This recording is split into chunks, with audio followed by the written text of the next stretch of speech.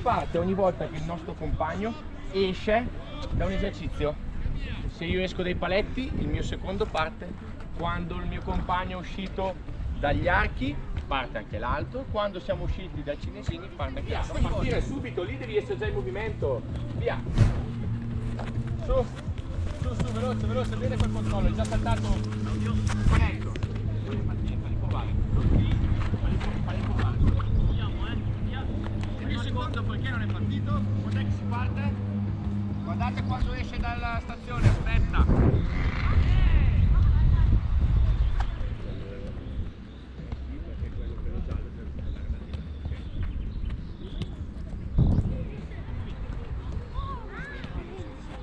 Vai, cosa devi fare secondo te?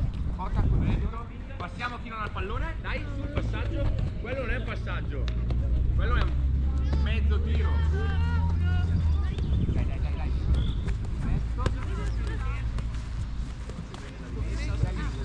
Ti metti in sopra come si? Vai, il primo controllo già di indirizzare verso la porticina.